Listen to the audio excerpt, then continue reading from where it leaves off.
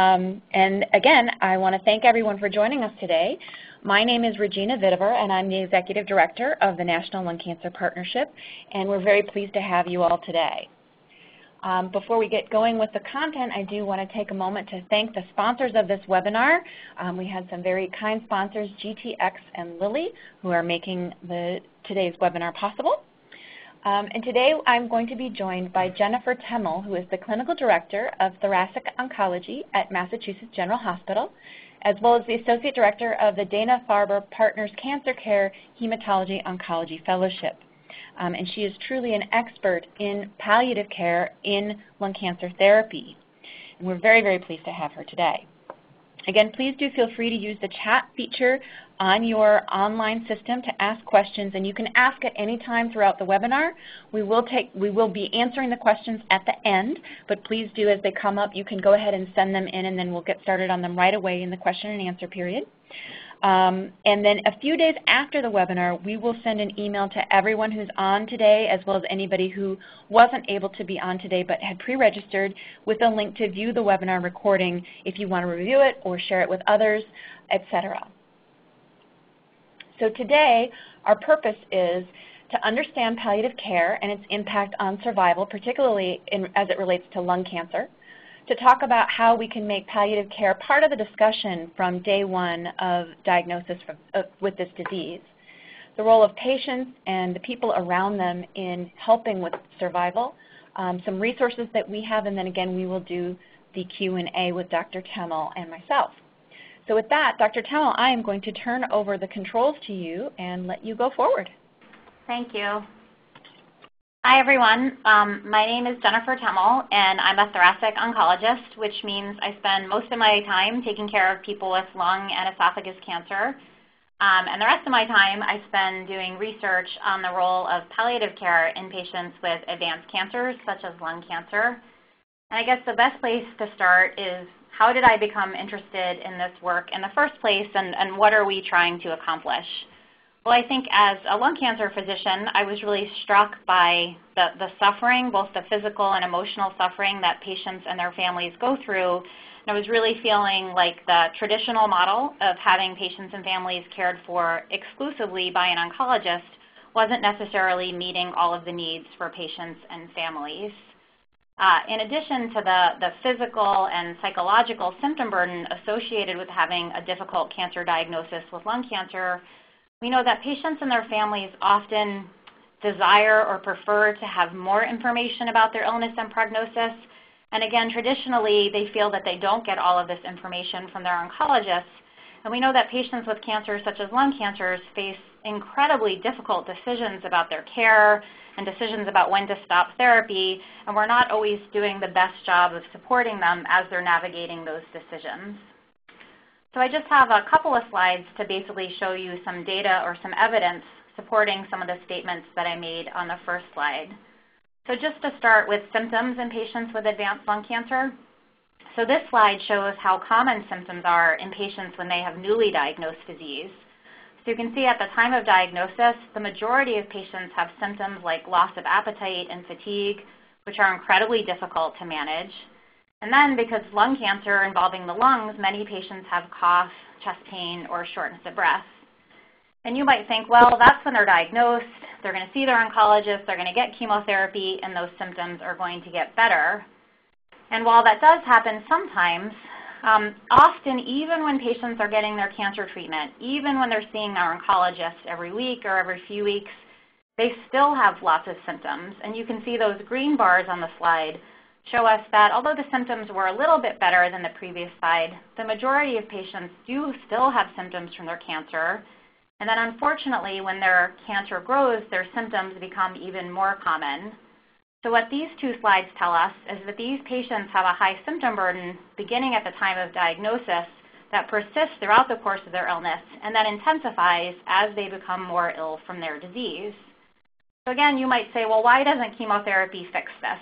Well, there's a couple of reasons for that. And one of the reasons is chemotherapy in patients with advanced cancer has trade-offs and side effects. So if people have cancer-related symptoms such as pain or breathing difficulties or fatigue, and they get chemotherapy and their cancer gets smaller, those cancer-related symptoms may decrease. However, you're sort of trading them off, like on a seesaw, for chemotherapy-related symptoms, which can also cause fatigue and other symptoms such as nausea, nerve pain. In addition, there's all of the elements that go into, for example, quality of life when you have a cancer diagnosis. The psychological and emotional distress, the spiritual distress, how the illness impacts family. So again, while chemotherapy can improve symptoms, sometimes the trade-off is very difficult. And in addition, there's so many other factors that go into living with a cancer diagnosis that just focusing on cancer-directed treatment, such as chemotherapy and radiation, isn't really enough to support our patients and certainly their families. Talking about the psychological or emotional distress, obviously when you're diagnosed with a cancer like lung cancer, many people feel distressed or anxious about the cancer diagnosis. And I think one element that really gets ignored or not addressed sufficiently is that the family members, the husbands and wives and sons and daughters of patients with lung cancer, also feel very distressed and worried when their family member is diagnosed with cancer. And data tells us that the risk of feeling depressed or anxious is highest in the family members taking care of more ill patients. And again, unfortunately, patients with lung cancer tend to be quite ill. Many people are surprised to hear that there's actually physical health risks associated with caregiving. If you're taking care of your husband with metastatic lung cancer, taking him to his chemotherapy visits, making sure all of his medications are in order, you're not going to go get your mammogram or your physical exam. So that sometimes caregivers of patients with lung cancer actually become more ill themselves. So now moving on to this issue of patients and families' understanding of their illness and how it impacts decisions that they make about their care. Many studies have asked patients with serious illness, such as advanced cancer and lung cancer, and their families what they want to know about their illness. And this is one such study where you see in panel A, it says, do you want to be informed the truth about your cancer? And that first gray bar shows you that almost 100% of patients wanted to know the truth about their cancer and their prognosis. And on the next panel, you can see that the majority of patients wanted to know that early. Usually when I show this slide to doctors and nurses, I get a little pushback. And clearly not every patient, every time they come into the oncologist, wants to discuss their prognosis and their illness and all of that. Clearly those are difficult conversations. But it's important for patients to have an idea of what their illness will entail and what the goals of their therapy will be. And again, there's some words on this slide that sometimes feel a little offensive, like denial or unrealistic hope. But I actually think this is a very helpful slide for patients and families to think about in that, when you have a diagnosis like lung cancer or pancreatic cancer, you can't wake up every morning, do your morning stretch, and be like, God, I have a terrible cancer. You just can't get through the day that way. So every once in a while, you sort of have to have a realistic discussion with your doctors and nurses about what the prognosis is, what the goals of your cancer is. But to get through all the rest of the day and all the other days, sometimes you have to have a little unrealistic hope and kind of move on and put it in the background and not think about it every day, just so that you can get through the day and the rest of your life. Well, you might say, well, even though you're telling us that patients should know about their illness and prognosis, what's wrong if people overestimate their prognosis or feel like I'm going to be the person that lives forever? Well, the problem with that is how patients perceive or accept their diagnosis impacts decisions that they make about their care. And we know that patients who are sick from their cancer, who have an overly optimistic perception of their prognosis, are more likely to choose intensive medical therapies like being in the intensive care unit, and they're less likely to receive hospice care. We're going to talk about hospice care in just a couple of minutes, but hospice care is an incredibly important component of care for patients as they become more ill from their cancer. So if patients make a decision to not receive that care in a timely fashion, it can really be difficult for both the patient and their family. We do know that patients are sometimes reluctant to initiate these conversations, so it's really important for oncologists to bring this up, to have conversations with their patients about their preferences for care when they become more ill. But if you just look at the circled or the squared blue information here, you can see that only about half the time do oncologists ever initiate these conversations. One of the reasons why doctors and nurses are hesitant or reluctant to bring up conversations with patients is that they're afraid that they might cause them harm, that if they talk about their prognosis or their wishes when they become more ill, that patients may feel depressed or anxious or worried. And the good news is that a researcher at Dana-Farber named Holly Ferguson has done a ton of research in this area. And she found that patients who participate in conversations about their wishes when they become more ill are actually no more likely to feel depressed, worried, or anxious, and actually do make better decisions about their care because they're more knowledgeable and informed. So the question that many of us in the field have been interested in answering is how can we improve symptoms, because we know symptom burden is incredibly high in this patient population. How can we enhance communication and decision-making to ensure that we're providing care that's in line with patients' goals and preferences while patients are receiving cancer therapy? And the while patients are receiving cancer therapy is a really important part of this slide, because those of you who are familiar with hospice care might look at this slide and say, well, geez, that's what hospice does. And that is what hospice does, but the difficulty is, and it's a good news story, is the last decade there's been tons and tons of new chemotherapies and targeted therapies for patients with lung cancer. Patients are receiving more treatments and they're living longer, and for the most part hospice isn't an option when patients are receiving cancer therapy. So the research is basically about this sort of chiasm. When patients aren't receiving hospice because they're still receiving cancer therapy, but they have all of these challenges and struggles of living with a cancer like lung cancer, can palliative care sort of bridge that gap and improve the quality of life and experience for lung cancer patients and their families? So a little break here for those of you who aren't familiar with palliative care to just describe that to you. Palliative care is specialized medical care for patients with serious illness that focuses on providing relief from symptoms such as pain and the stress of a serious illness, regardless of what the diagnosis is. A big difference between palliative care training and traditional training that, for example, oncologists do is that palliative care providers focus on not just the patient, but also their family. Palliative care is provided by doctors, nurses, and other specialists who work with the patient's other doctors, such as their oncologists, to provide an extra layer of support. And it's very important to remember that palliative care is appropriate at any stage in a serious illness, even if the goal of treatment is to cure the patient if they're having symptoms or distress that can't be managed. It's a very common misconception that palliative care and hospice care are the same, and that is not true. Hospice provides palliative care, but exclusively for patients who are near the end of life. And in general, patients on hospice care are asked to forgo curative or life-prolonging therapies. So again, the big advantage of palliative care is that it can be provided regardless of whether someone's receiving treatment, whether they're eligible for curative therapy, and regardless of their life expectancy. Despite these important differences, traditionally, even up to 5 or 6 years ago, palliative care was only administered or suggested at the end of patient's life.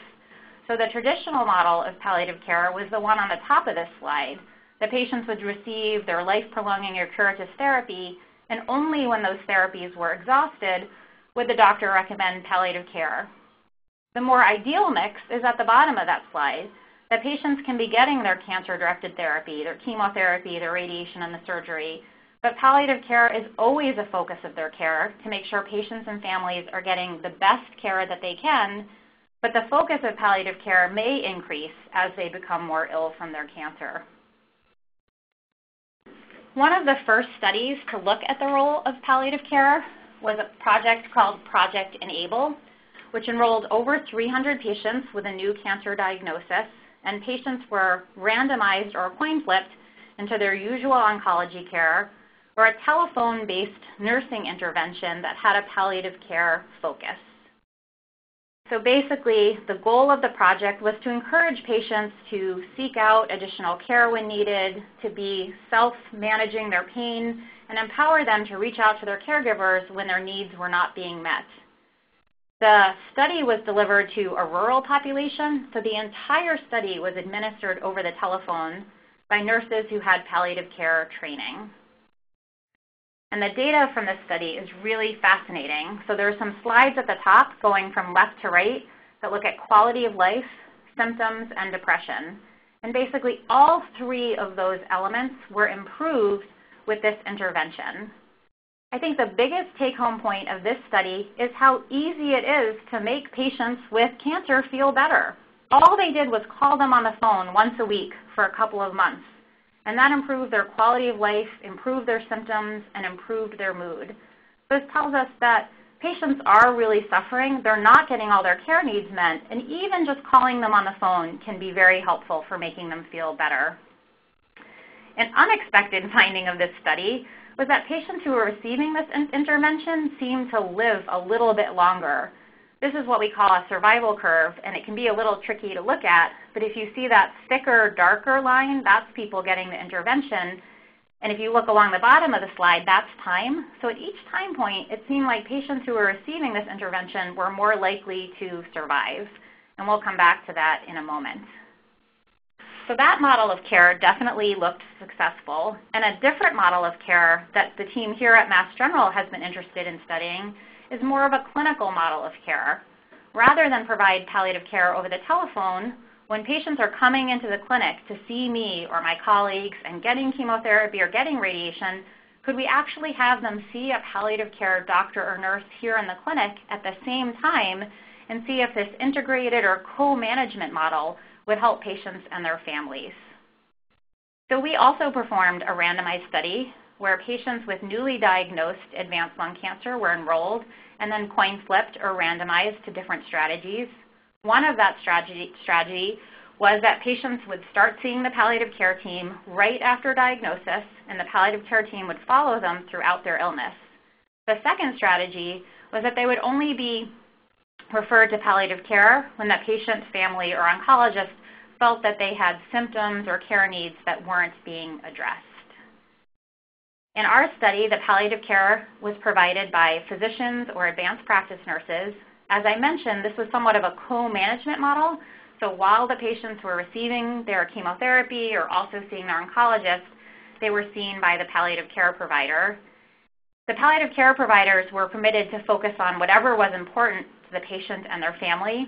And if patients were admitted to the hospital, they were also followed by the palliative care team.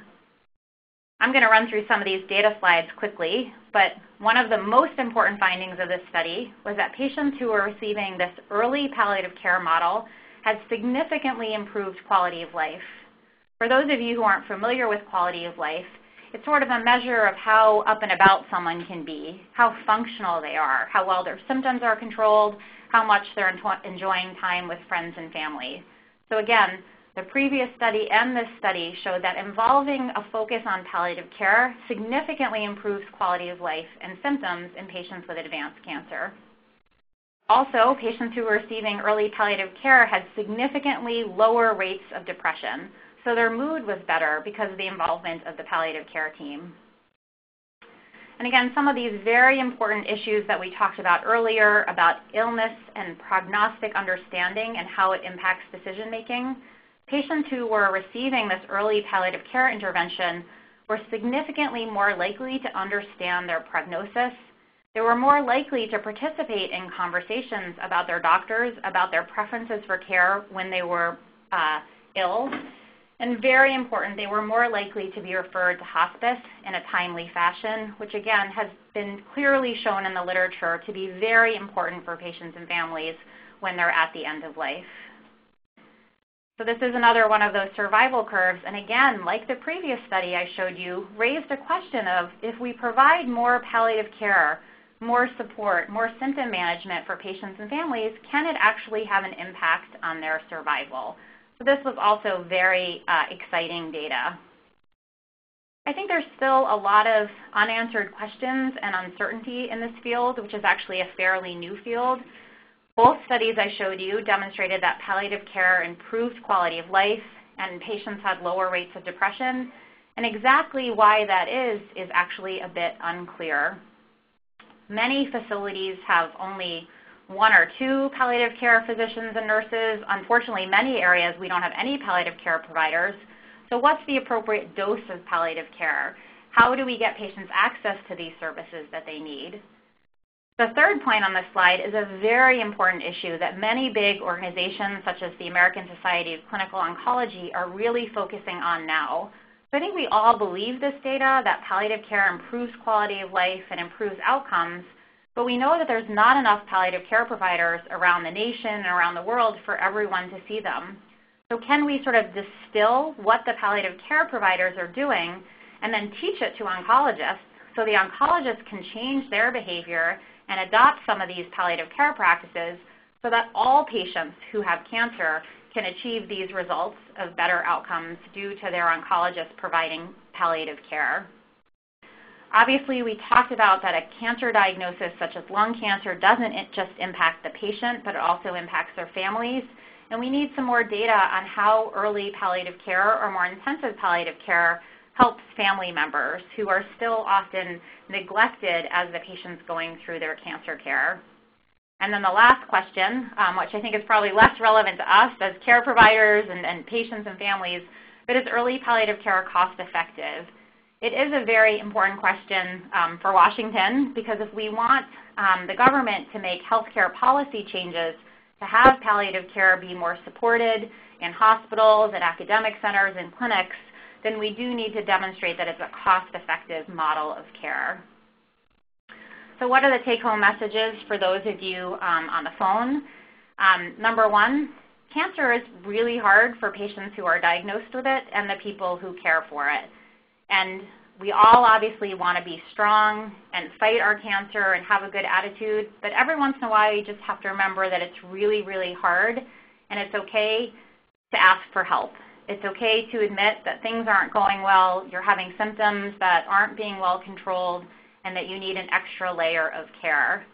And it's important to remember that clinicians can do things to improve patients' and families' experience with cancer that go beyond providing chemotherapy.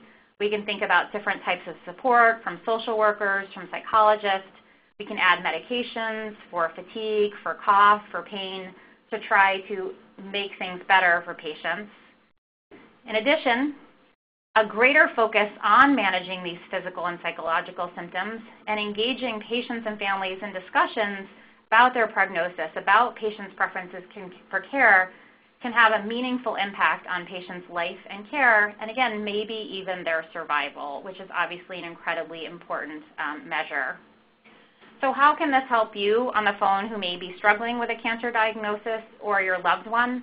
Number 1, and this is above and beyond the most important thing, is you must let your doctors and nurses know any symptoms that you're having. If you're having any physical symptoms, shortness of breath, pain, if you're feeling worried, if you're feeling distressed, if you're not sleeping, make sure that you let your care team know. Ask your clinician about your prognosis. What are the goals of your treatment? What should you expect? And how can you make plans for the future so that you can make good decisions about your care? Part of that is letting your clinicians know what your preferences are for care when you become more ill from your cancer. Is it a priority for you to be home with your friends and family, or would you prefer to be outside of the home because, for example, you have young children? Ask your clinician if there's palliative care services available in your healthcare setting. As I mentioned before, unfortunately, many healthcare settings don't have palliative care services, but there may be some available in your community that you're not aware of. And the last thing is seek out clinical trials focused on improving symptoms. We have a number of palliative care trials open here, and there are other trials in the community. But in addition, there are sometimes clinical trials that are focused on symptom management. For example, low appetite and weight loss. There's a lot of new drugs being studied to reverse low appetite and weight loss in cancer, so see if those are available in your community, and other symptoms such as mood or nausea and vomiting. So I'm going to stop there and pass it back over to Regina. Thank you very much, Jennifer. That was fantastic.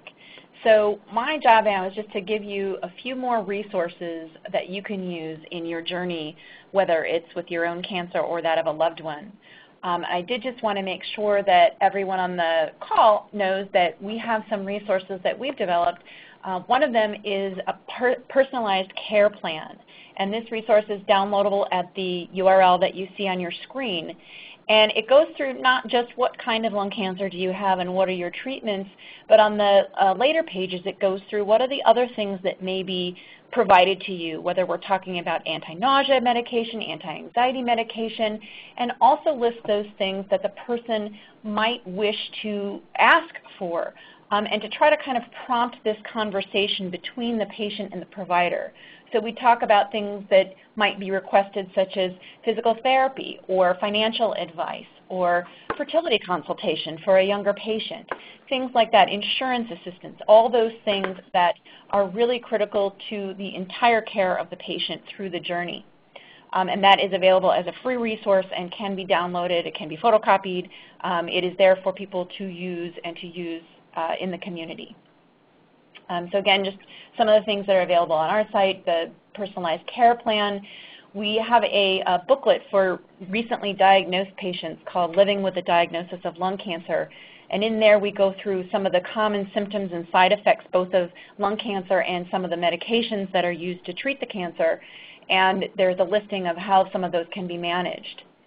We have other resources around clinical trials, around tumor testing, and other things that are related to a lung cancer diagnosis, and those are all available, again, for free, available on our website.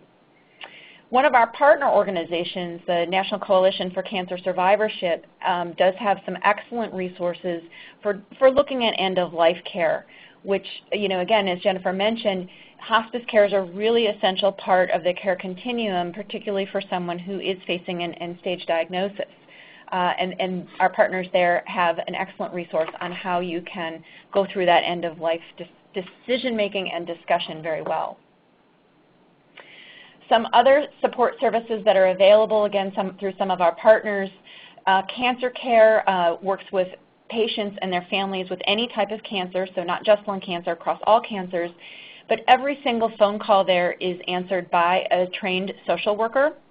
And they do have lung cancer-specific online and telephone support groups. And those are, again, free and available to anybody who cares to join them.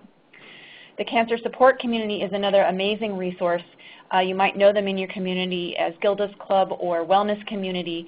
Those are both under the umbrella of the Cancer Support Community, and they tend to have physical locations around the country, but they also do have trained individuals online and on the phone, again, to help people through the different facets of their diagnosis and care. Immerman's Angels is also another lovely support organization. There, the model is a bit different. They are pairing people with individuals who have gone through a similar situation in kind of a one-on-one buddy type of situation. So again, less of a professional and more of a peer type of resource for people. We know that for a lot of people going through cancer and for the families, it can be exhausting to have to just communicate with people. And there are some resources out there to help you do that quickly and easily, and a couple of them are listed here. Caring Bridge is for anyone with any type of serious issue. My Lifeline is cancer specific, so that is devoted really to people who are dealing with cancer. And then Lots of Helping Hands is another resource where you can share your story, but they also have tools where you can, for example, organize meals or childcare or trips to the physician or what have you, and they have tools there to help you through that. And what we hope today is that you've gained some knowledge and gained some information about what's on the horizon for helping people with lung cancer. Because as Jennifer showed, not only is this helping patients have a better quality of life, but in many cases it's actually helping them have a longer life. And that goes directly to our goal of doubling lung cancer survival in the next 10 years. Palliative care is an absolutely critical piece of this and one thing we want to see engaged and encouraged across the nation. Our ultimate goal is to have many more people like you see here in this picture, many, many more survivors who are living with and through this disease. Once again, I'd like to thank the sponsors of today's webinar, GTX, and Lily. Again, we are very grateful for their support for helping make this possible. And now we are going to move into the questions. Jennifer, I am going to start with a couple of questions that came in before I got started talking. You talked a little bit at the beginning about people really needing to understand their prognosis and wanting to learn the truth. So there was a question about really how should clinicians share this prognosis? Should they be giving a timeline to patients, or should be talking about goals of therapy, or how would you recommend that clinicians talk about the prognosis with the patient? That is such an excellent question. I am not a fan at all at giving someone a timeline, because the reality is no doctor or nurse or social worker or any clinician can sit there in front of an individual patient and tell them how long they're going to live. And I think we've all sort of heard stories or experienced them themselves where the doctor said, oh, you're going to be dead in 3 months, and then you're alive later, and people feel like that was a really damaging thing. Or vice versa, that they say, boy, you know, the doctor told us Dad was going to live a year and he died at 3 months. How did that happen? So I think the best way to educate our patients and families is what we know.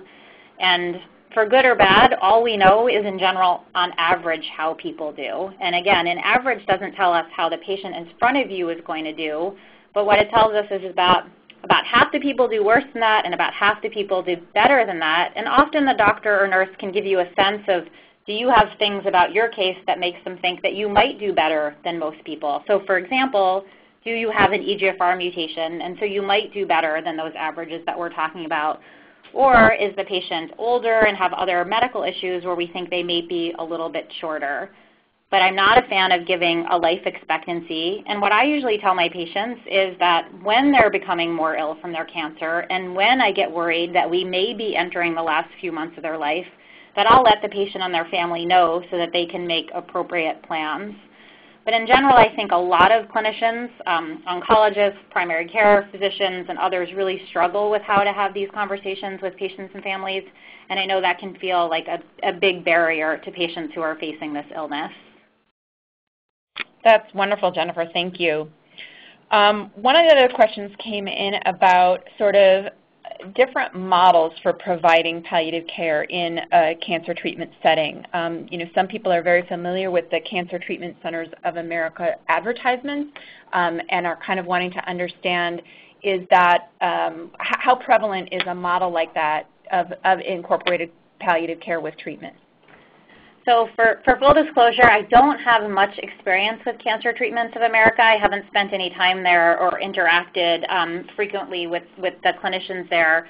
My sense is that it does focus mostly on cancer treatment, but again, I'm probably speaking a little bit out of turn there. I would say that at a big academic medical center where I work at Mass General, you know, I'm incredibly fortunate to have, I think our palliative care team is up to probably close to 20 between the physicians and nurses, but that's not what most smaller hospitals or community settings have. So I do think that more and more smaller cancer centers and community hospitals are getting palliative care services. But with respect to what's the best model, again, I think many organizations, palliative care organizations, and oncology organizations are really looking into that question of what can we train oncologists to do. And the buzzword for that is kind of called primary palliative care, meaning the palliative care that's provided by the primary caregiver, which in this case is oncology. So I know, for example, ASCO and the American Association of Hospice and Palliative Medicine have embarked on a huge study to try to figure out what are the key and salient elements of palliative care that we can train oncologists to do so that all patients, you know, regardless of where they're getting their care, regardless of their stage, can receive primary palliative care from their oncology team. And there was a question about, let's say that it's not actually being provided by the primary oncologist. There was a question about insurance coverage and how that's dealt with when you're having a palliative care consult, for example. So I would say that varies a little bit state to state. In general, the palliative care providers bill insurance for a symptom, such as pain or fatigue. And for example, in the state of Massachusetts, reimbursement is quite good. My sense from speaking to my colleagues around the nation is that reimbursement is actually quite good, and really the issue is availability of services. That again, many patients are in communities where they just don't have palliative care providers that are available to see them in the outpatient setting. Great. Another question came in about, so for the patient who has active cancer and they're dealing with potentially progressing disease, the question was, what is palliative care in a case like that? Is it just pain management, or are there actual therapeutic interventions that can help with the palliation in a case like that? I think that's a great question, and it's so variable. You know, every patient experience and family is so different.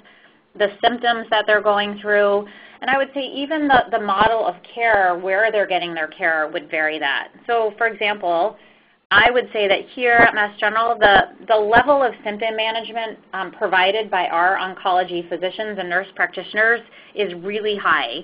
So we do a really good job with pain management, medications for shortness of breath and cough.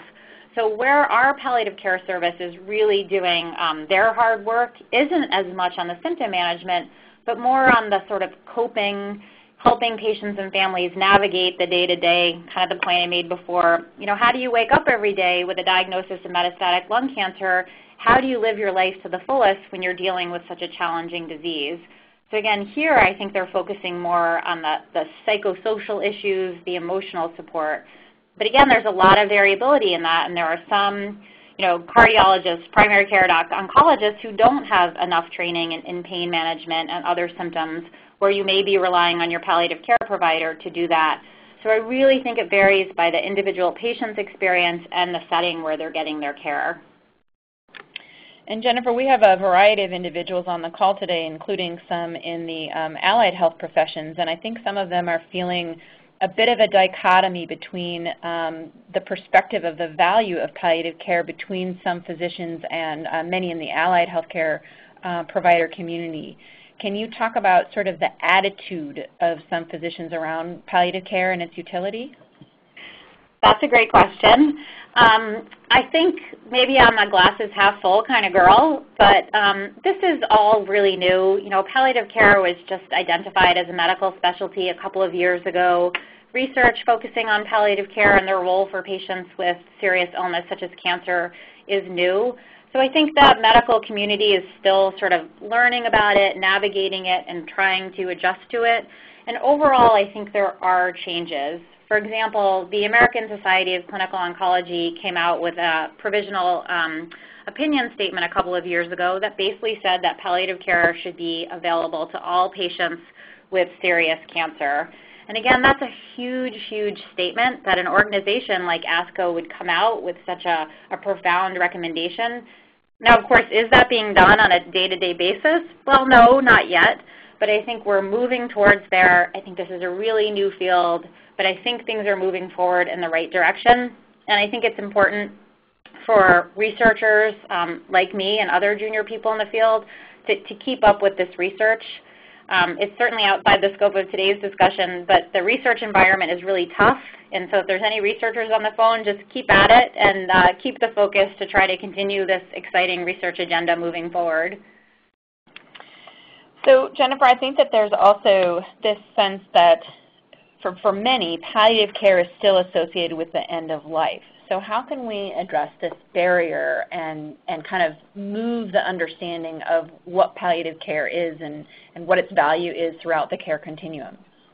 So I think that's a great question, and I agree with it 100%, that there is this very common misperception, and that's something that we really need to focus on. So number one, we need to educate our physicians and nurses, because if physicians and nurses explain to patients that palliative care is not end-of-life care, then patients will have a better understanding of it. I think we also need to do some sort of more general public announcements, and I know that that's something that the American Cancer Society has really worked on. They've done some sort of advertisements and campaigns to try to have people understand that palliative care is about supporting patients and families as they're navigating their illness. There's nothing in that definition about end-of-life care. There's nothing in that definition about hospice. And again, when I'm saying all that, I'm not taking away from hospice. Hospice is incredibly important, and again, I would say essential for patients and families at the end of life. But we do need to make this distinction so that palliative care will be more widely adopted to patients who aren't at the end of life. So I think educating doctors, nurses, social workers, and then doing some more public awareness campaigns to explain to the public that these are different things are going to be really important to move the field forward. The next question is starting to get a little bit more particular about some of your research.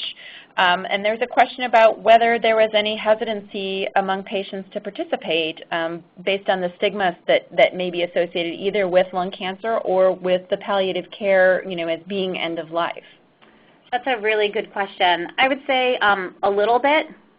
That some patients really heard the word palliative care and felt afraid and worried, and even though the clinician talking to them about it may have tried to educate them, that they felt too worried or afraid.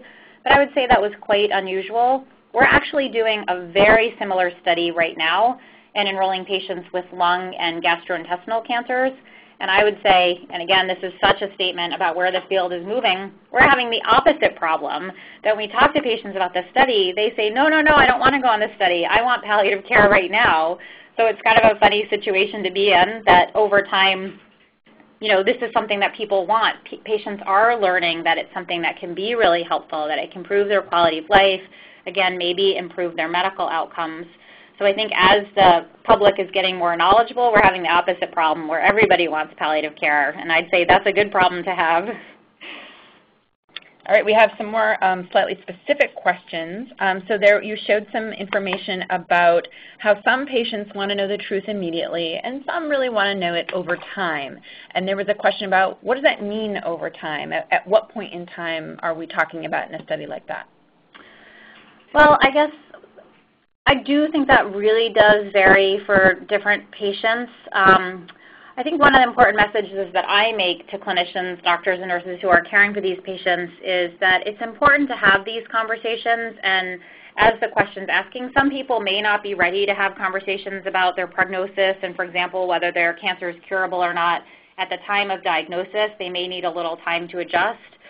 But I think it's important for doctors and nurses to check in with patients or patients to check in with their doctors periodically. I guess one recommendation that I would say is it seems a little counterintuitive, but I think the wrong place to have those conversations is in the hospital setting. Because usually when patients are admitted to the hospital, they're sick. That's why they're there. They're not in their own clothes. It's not their own shower and their own toilet, and no one feels like themselves. So having detailed conversations can feel a little bit challenging. So I think trying to have these conversations in the outpatient setting, and again, it may seem a little counterintuitive, but I like to have these conversations with my patients when things are going fine, not when their cancer is growing, not when they're sick, but when they're feeling okay and maybe the chemotherapy is actually keeping their cancer under control so that we can have a calmer conversation so that emotions aren't running high and it's a difficult conversation. And I just think it's a little bit easier if it's not in a period where patients and families are feeling distressed or worried. And then there are some specific questions about what were the palliative care interventions in your study that were actually utilized. So the palliative care in our study was a little bit different. So for example, when I was talking about Marie Bakidas' study, which was Project Enable, that was a very specified intervention where the nurses talked to the patients on the phone and did sort of an education or a module-based intervention where specific topics were covered. Our intervention was very difficult than that, meaning that we really just let the palliative care providers go in and do what they do best. They would meet the patient, they would see how they were feeling, they would assess what's going on, and just really focus on what was important to the patient and family at that individual time. So we really didn't pre-specify or script the intervention. And I think that was really important and probably one of the reasons why we were so successful because, for example, sometimes I would see the patient, I would go in, they were tolerating their pemetrexed without problem, their labs looked fine, we would sort of have an easy visit. I would think everything was great. I would walk out of the room and tell the palliative care provider, oh, she's doing fine, nothing really going on. The palliative care provider would walk into the room and the patient would say, am I going to die of my cancer? So I think it's really important for patients and families to have a place and a person, a space to feel like they can address and bring up some of their fears and worries. And even though the oncologist might be very open to having these conversations, like I hope I am with my patients, sometimes patients and families really view the oncologist as the chemo giver. I hold the chemo key and they want to put on a stronger, brave face for me. So sometimes it's nice to just have that space to speak to someone else and get to express your fears and worries. And I really think that that's what the palliative care team in our study, that's the role they really served. And what resources are available when we talk about palliative care for the family? Yeah, so as I mentioned, I think the traditional palliative care training does focus on patients and their families. So I just think it's their training tells them that they should focus on families more than, for example, traditional physicians do. But again, I think sometimes it can be difficult to find these services in the community. So I think another important resource for families is social workers, because they can be a large source of support for families as they're feeling the distress of their illness. I'm not sure if it was part of this question, but I saw it pop up on screen. I am not sure of any sort of websites or information available out there that sort of helps patients identify palliative care providers without their physicians or their care team. So I'd say if families are having a challenging time reaching out to their oncologist and asking if they know of any palliative care services in the community.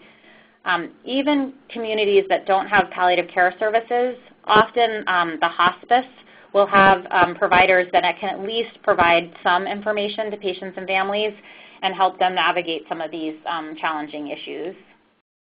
And just for our audience, I've just put back up on screen some of the resources that are national in scope that, again, can help point people in these directions. I agree, I'm not aware of any sort of listing of where palliative care providers are in each state, but these resources can help, again, find the right people or at least be asking the right questions to help folks. So I think actually we have, there's one more. Oh, there's one that just came in. It's kind of a question again about how the patient can handle the feeling about the family, because sometimes the patient actually may be in a good place about feeling, pretty good about their disease, but the family is so distressed by what's been going on that a little cough can make someone dive under the couch. So how can the patient handle situations like that? Oh, I think that's so hard. It's I have to say it's one of the things that I love most about my job as being an oncologist is I feel like I get to be a family counselor, a marriage counselor. I don't think there's a good answer for that. What I usually say to my patients and families who are struggling is, you don't really change dramatically when you're faced with something like a cancer diagnosis. We all think we're going to be better people or stronger people, but the challenges that families had interacting before a cancer diagnosis or their different coping styles, they actually generally get magnified when patients have a difficult diagnosis like cancer. So again, I know patients really struggle with, the families nagging them about eating. And from the patient perspective, they want to eat, they wish they could eat, and they just can't because they don't feel well enough. From the family's perspective, they think, oh, if my husband would just eat, then everything would be okay. And those are such challenging situations. And what I try to just reassure my patients and families is this is a terrible situation, and everybody's doing the best that they can to get through it. And so sometimes the patients and their families just need to give each other a little bit of a break. That the family, it's really important for them to remind their loved one to eat every day, but just say it once, don't say it 20 times in a day. And for the patient to be a little bit understanding that the family really wants them to eat and to try to be accepting of that and sort of find a compromise, because everyone's coping with this difficult situation in their own way. But I think that's one of the biggest challenges as families face a serious illness. And then there were some questions about long-term survivors and how they manage whether it's their emotions or their family's emotions, and I'm sure it sort of goes with what you were saying. But is there anything special that you would tell to the long-term survivors or families of long-term survivors? Yeah, and again, it's been such an exciting time in lung cancer over the last decade, and all the new treatments and all the new FDA-approved drugs and erlotinib and afatinib and crizotinib, that we do have so many patients who are living years and years with their disease, and they're incredibly appreciative and thankful and so happy to be those lucky ones. But I do think we have to remember, it's hard for those people too. And sometimes they actually feel guilty. Like, how did the 3 other people in radiation with me not survive, and how am I here? And even though those patients may be long-term survivors and they're on some of these pill therapies, some of the side effects and symptoms of those pill therapies are also difficult. So certainly there's those patients who are on some of these pill treatments and they're doing great and they're working full-time and they feel wonderfully and, forget they have cancer. But I would say for most patients, even those lucky patients, they have symptoms, they have struggles, and we still need to make sure that we're focusing on their symptom management and supporting those patients and their families.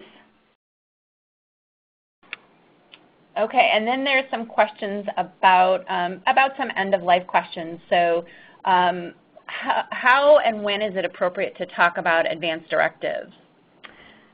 I think we should all be talking about our advanced directives all the time. I'm a relatively young, getting older every day, but a relatively young person, and I've had conversations with my family about it. And of course, when you're diagnosed with an incurable illness that for many people unfortunately carries a relatively short life expectancy, I think we need to start talking about it right away. All the time I see physicians, patients, families say next time, next time, next time, and the problem is we so often wait too long. And the patient's in the emergency room and they're having trouble breathing and we don't know what their wishes are. Or sometimes when I'm sort of afraid to bring it up, when I finally bring it up, the patient's like, I've been do not resuscitate, do not intubate for months. How did you not know that? So I think they sometimes are hard conversations, but they're truly imperative, and I think we should all be having them.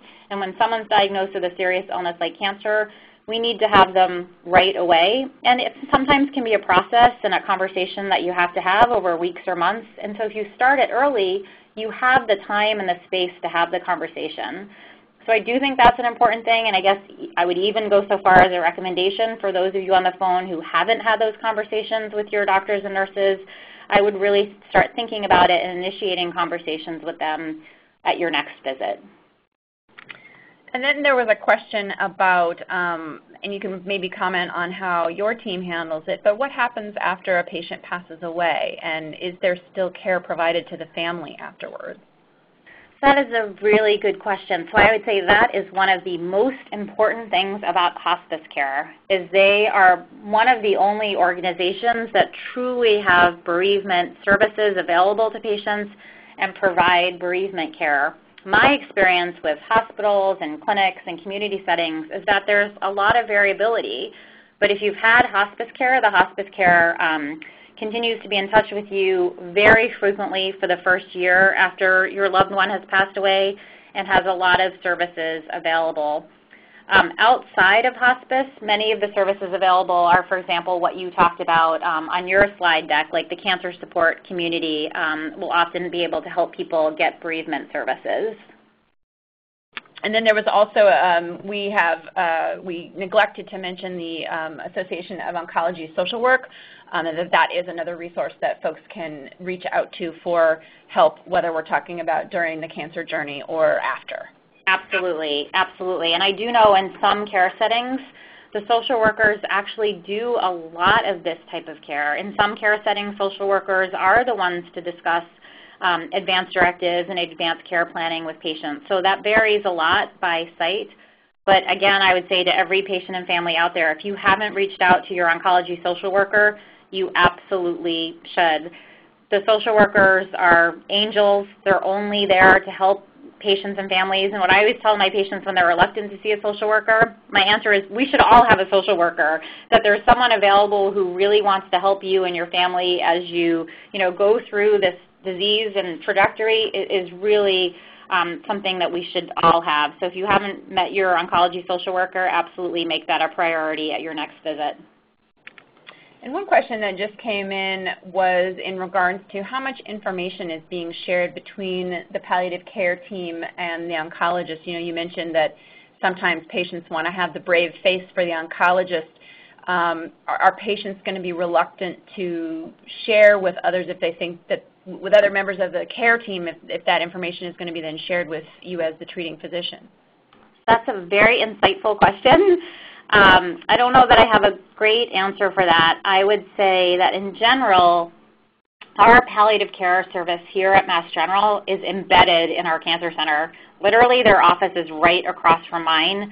So the care really does feel integrated. We actually do a lot of joint visits. Yesterday I did 2 joint visits on patients that were frankly doing quite well, but the palliative care provider and I saw the patient together to make sure we were all on the same page. In the instance that I referred to where the patient kind of told me they were doing fine and then wanted to talk to the palliative care provider about preparing for their death, you know, I'm not sure so much that the patients want to keep that a secret from the oncologist. I just feel like sometimes they just feel more comfortable having that discussion and that conversation with a different person. I think sometimes it's just an easier conversation.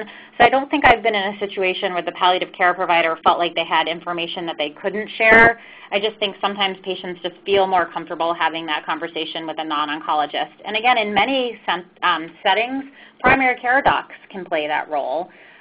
Certainly, primary care physicians have very longitudinal relationships with patients. Many of them know patients and families well. So sometimes that can be a place to have some of these conversations and, you know, vet out some of these challenging discussions. And I know, Jennifer, that you talked about how the American Society of Clinical Oncology, which is the main professional society for oncologists, is coming out in support of integrative palliative care. But what do you see as challenges to uptake, you know, out in the community, you know, to really have all oncologists understand the importance of palliative care? I think we need to train more palliative care providers and have the reimbursement for palliative care be stronger so that more clinicians and patients have more exposure to them and can really learn about what they can do. You know, it's one thing to read a paper and say, oh, look what palliative care did, but it's another thing to be taking care of a patient who's really struggling with their symptom burden or coping with their illness and see what palliative care can do. So again, I think the research is incredibly important. I think the most important thing is to increase the number of trained palliative care doctors, nurses, social workers, get them out into the community so patients, families, doctors, and nurses can really see the benefits of having them embedded as part of their care team. Well, this has been a very active discussion, and I want to thank all of the people who have been on the line with us for participating. It would not be anywhere near as wonderful of a presentation without you and your engagement and involvement and your questions. I want to thank everyone for joining today. Especially I want to thank Dr. Temel for taking her time. We are very pleased to have you joining us and helping to spread this information far and wide. When everybody signs off, if you could just please take a few minutes to complete a short survey about this webinar. It will help us very much for future planning, and it will appear in your browser after we close the webinar. Thank you all very, very much.